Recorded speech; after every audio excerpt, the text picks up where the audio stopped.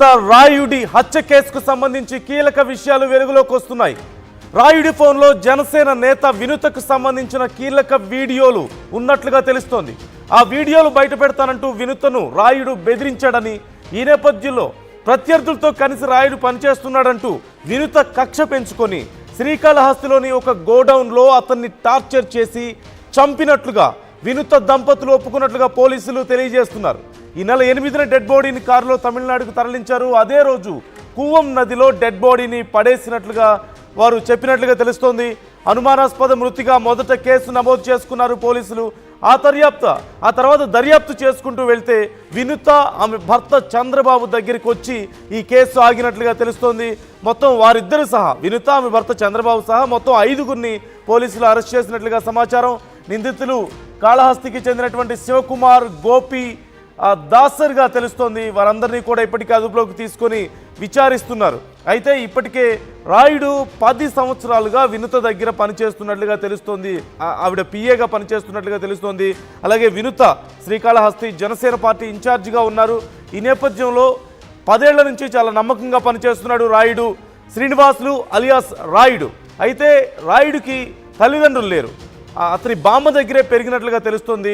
ఈ నేపథ్యంలో 10 ఏళ్లుగా చాలా నమ్మకంగా వినుత దగ్గర పనిచేస్తూ వస్తున్నాడు. అయితే ఈ మధ్య కాలంలో వినుతను బెదిరించినట్లుగా తెలుస్తుంది. తన దగ్గర ఆమెకు సంబంధించిన కొన్ని వీడియోలు ఉన్నాయని, ఈ విషయంలో ఆమెను బెదిరించినట్లుగా తెలుస్తుంది. ఈ నేపథ్యంలో రాయుడు ప్రత్యర్థులతో కలిసి పనిచేస్తున్నాడు అంటూ వినుత కోపం పెంచుకొని, అతని మీద ఒక రకమైన పగను పెంచుకొని మరికొంతమందితో కలిసి శివకుమార్, గోపి, దాసరి వీళ్ళతో కలిసి అతన్ని చిత్రవధ చేసి చిత్రహింసలు పెట్టి చంపేసినట్లుగా తెలుస్తోంది. ఆ తర్వాత చెన్నైకి తీసుకువెళ్ళి అక్కడ ఉన్నటువంటి కూనం నదిలో పడవేసినట్లుగా తెలుస్తుంది. అయితే 8వ తారీఖున పోలీసులకు అక్కడ ఒక అన్ఐడెంటిఫైడ్ బాడీ ఒకటి దొరికింది. ఈ నేపథ్యంలో పోలీసులు అది ఎవరిది ఏంటి అని విచారించబోయారు.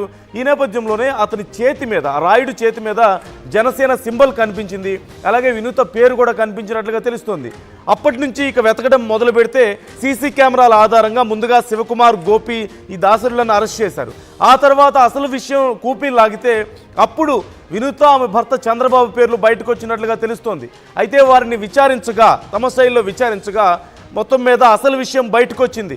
తన దగ్గర కొన్ని వీడియోలు ఉన్నాయంటూ ఈ మధ్య రాయుడు బెదిరిస్తున్నాడని, ఈ నేపథ్యంలో అపోజిషన్తో కలిసి, తమ శత్రువులతో కలిసి పనిచేస్తున్నాడు అంటూ వినుత అతన్ని చిత్రహింసలు పెట్టి చంపించినట్లుగా తెలుస్తుంది. దీనికి సంబంధించి ఇప్పటికే పోలీసులు విచారణ చేస్తున్నారు, మరింత సమాచారం తీస్తున్నారు. ఈ నేపథ్యంలో ఈ విషయం బయటకు వచ్చిన వెంటనే జనసేన పార్టీ నుంచి ఒక లెటర్ కూడా బయటకు వచ్చింది.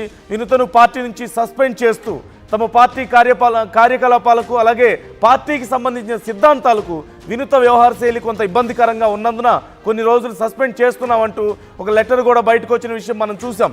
ఈ నేపథ్యంలో అసలు పోలీసులు ఏం చెప్పారో ఒకసారి వాళ్ళ మాటల్లోనే విందాం. సంఘటన బాధాకరం. జనసేన పార్టీ నుంచి ఇన్ఛార్జ్గా ఉన్న వినుత గారు, అట్నే వాళ్ళ భర్త చంద్రబాబు గారు, ఈ శ్రీనివాసులు అలియాస్ రాయుడు, ఇతను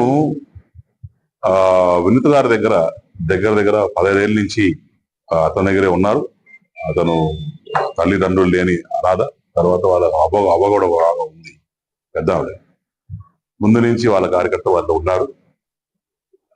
వాళ్ళ మధ్య మరి ఏ ఇష్యూస్ జరిగాయి అనేది మనకి ఇంకా ఇన్ఫర్మేషన్ రాలేదు.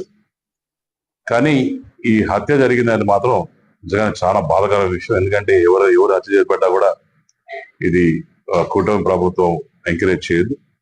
బాధాకరమైన విషయం. దీంట్లో భాగంగా 6 మందిని అరెస్ట్ చేశారని చెప్పి మరి ఎస్పీ గారితో మాట్లాడడం జరిగింది, కలెక్టర్ గారితో మాట్లాడడం జరిగింది. అరెస్ట్ చేశారని చెప్పారు. అట్లనే మాకు వచ్చిన వార్త మరి వినుత గారిని కూడా ఏదో పార్టీని సస్పెండ్ చేశారని వచ్చింది. జనరల్ గా ఇది ఏంటంటే ఇదొక వాళ్ళ పర్సనల్ జరిగిన ఇష్యూ. ఈ పార్టీలకి అతీతంగా, పార్టీలకి సంబంధం లేదు ఇష్యూలో. ఇది జరిగింది కూడా చెన్నై పరిధిలో జరిగింది. ఆ బాడీని కూడా తీసుకుపోతుంటే మరి 2 కార్లు తీసుకోవడం జరిగింది. దాంట్లో ఒకటి ఏపీ నెంబర్ కారు, ఇంకోటి తమిళనాడు నెంబర్ కారు. ఆ ఏపీ నెంబర్ 2 కార్లు 1 by 1 పోతుంటే చెన్నై అవుట్స్కర్ట్స్ లో ఏపీ కార్ అనేది అక్కడ రిపేర్ రావడం జరిగింది. ఆ బాడీని తీసి మళ్ళీ తమిళనాడు కారు షిఫ్ట్ చేసుకొని ముందుకు పోయి రివర్ లో పడేయడం జరిగింది. ఆ రివర్లలో మళ్ళీ కొట్టుకుపోతుంటే ఇక్కడ బ్లాకేజ్ వచ్చి మళ్ళీ డౌట్ వచ్చి పోలీసు వాళ్ళు వెరిఫై చేసే జరిగింది. దాంట్లో మరి భాగంగా ఆ కారు సీసీటీవీ ఫుటేజ్ అవి దొరికాయని చెప్తున్నారు. డెఫినెట్ గా దీని గురించి ఇంకా కూడా డీటెయిల్డ్ గా మరి పోలీసు వారు వాళ్ళు కూడా మీటింగ్ పెట్టి చెప్పే అవకాశాలు ఉన్నాయి. తప్పకుండా నేను కోరేది ఒకటి, ఇదొక వాళ్ళు పర్సనల్ గా జరిగిన ఇన్సిడెంట్ ని దయచేసి ఎవరి మీద రుద్దద్దని చెప్పి మేము ఘంటాపథంగా తెలియజేసుకుంటున్నాం. కానీ నిజంగానే ఆ శ్రీనివాసు అనే అబ్బాయికి వాళ్ళ కుటుంబానికి నేను అగాఢంగా సానుభూతి తెలియజేసుకుంటున్నాను. వాళ్ళ బాడీ కూడా సాయంత్రం 6 గంటలకు 7 గంటలకి తెచ్చే అవకాశాలు ఉంది. తప్పకుండా నేను దగ్గరుండి తమ్ముడి అంత్యక్రియలు కూడా దగ్గరుండి నేను చూసుకుంటానని చెప్పి ఈ ప్రెస్ మీట్ ద్వారా తెలియజేసుకుంటూ, అలానే తెలిసిన వెంటనే పొద్దున పై అధికారులు కావచ్చు అందరితో మాట్లాడడం జరిగింది. వాళ్ళు కూడా దాని గురించి వివరించారు చెప్పి తెలియజేసుకుంటారు.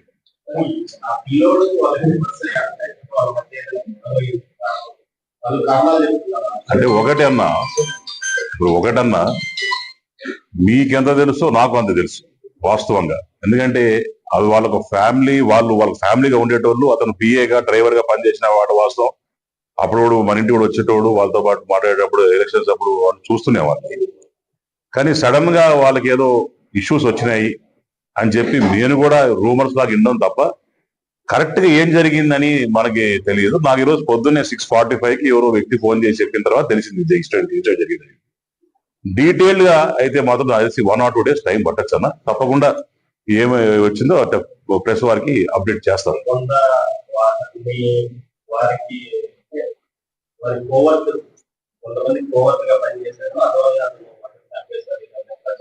మళ్ళా చెప్తున్నా అన్న, దీని గురించి డీటెయిల్డ్ గా నాకు కూడా ఇంతవరకే మీకు చెప్పిన దానివరకే నాకు కూడా సమాచారం ఉంది. బై ఈవినింగ్ టోటల్ డీటెయిల్స్ అన్ని వస్తాయి. పైగా ఈ కేసు అంతా కూడా హ్యాండిల్ చేసేది చెన్నై పోలీస్ కాబట్టి దీంట్లో ఆంధ్ర పోలీసు భాగం తక్కువ ఉంది కాబట్టి తర్వాత ఏమైనా ఫ్యూచర్ లో ఉంటే ఇక్కడ పోలీసు కూడా వాళ్ళకి ఇద్దరు కలిసి ఇన్వెస్టిగేషన్ చేసే పరిస్థితి ఉంటుంది. నాకు వచ్చిన ఇన్ఫర్మేషన్ మాత్రం తమిళనాడు పోలీసు అరెస్ట్ చేస్తున్నారు, వాళ్ళు రిమాండ్ లో పెట్టున్నారు. 6 మంది మీద కేసు బుక్ చేశారని చెప్పి నాకు తూచాయిగా ఇన్ఫర్మేషన్ ఉంది. మైట్ బి కరెక్ట్ ఆర్ தக்கோட நம்பர் ஆயிடுச்சு, but they have been arrested. அதாவது நம்ம இந்த C3 7 Hills லிமிட்டில் ஒரு பாடி நமக்கு கிடைக்கிது. பாடி வந்து சஸ்பீசியஸ் டெத்துன்னு போட்டு நம்ம விசாரிக்கிறோம். போஸ்ட்மார்ட்டத்தில் எது மர்டராக இருக்கிறதுக்கு வாய்ப்பு, ஸ்ட்ராங்குலேஷன்லாம் இருக்குது அப்படின்னு சொல்கிறாங்க. சொன்ன உடனே அப்போ வந்து எந்த குழுவும் இல்லை, நமக்கு டிசீஸ்ட் யாருன்னு தெரியாது, அக்யூஸ்ட் யாருன்னு தெரியாது. அப்போ சிசிடிவிலாம் வச்சு பார்க்கும் பொழுது ஒரு சந்தேகப்படக்கூடிய ஒரு கார் வருது. அந்த காரோட நம்பர் எடுத்து அது வழியாக ட்ரேஸ் பண்ணி அந்த கார் அங்கே யார் கொண்டு வந்தாங்கன்னு பிடிக்கும் பொழுது அந்த இது வந்து மர்டர்னு நமக்கு தெரிய வருது. அந்த கார் அப்போ அங்கே கொண்டு வந்தவங்களாம் பிடிச்சிட்டோம். மொத்தம் இது வரைக்கும் எத்தனை பேர்? 5 பேர் அரெஸ்ட் பண்ணியிருக்கிறோம். அவங்களும் கன்ஃபஸ் பண்ணிட்டாங்க.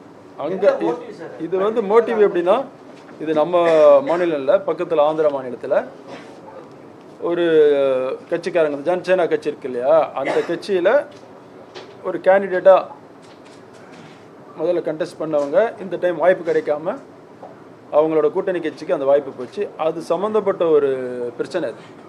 அதில் இவர் வந்து இந்த இறந்து போன அவர் ஆப்போசிட் குரூப்புக்கெலாம் சப்போர்ட்டாக இருந்தார், சில வீடியோஸ்லாம் எடுத்தாருன்னு சொல்லி ஆர்டர் பண்ணியிருக்கேன். ஆந்திராவில் கொலை பண்ணிட்டு பாடி கொண்டு ஏன் வந்தாங்கன்னு கேட்டிங்கன்னா, அவங்களுக்கு இங்கே வந்து ட்ரீட்மெண்ட் வந்த வகையில் இங்கே வந்துட்டு போனதில் இந்த ரூட்டு தெரியும். ஸோ அதனால் இங்கே கொண்டு வந்து போட்டால் நம்மளை கண்டுபிடிக்க முடியாதுன்னு நினச்சிட்டு கொண்டு வந்து அது விசாரணை முடியல சொல்லலாம். நாங்கள் கொலைன்னு தான் இது. அவ்வளோதானே சார், இது முடிஞ்சிருச்சா? C3 7 Hills அடுத்த நான் நம்ம ஆக்ட்ரஸ் எல்லாம் அது பண்ணிருக்காங்க, ரெக்ரூட்மெண்ட் நிறைய பண்ணிருக்கோம். ஆமாம், இந்த இதில் அதுல தான் அப்டேட் இருக்கா சார்? நுங்கம்பாக்கத்தில் அந்த பப்பில் நடந்த ஒரு தகராறில் ஆரம்பித்து ஒரு கேஸ் போட்டோம்.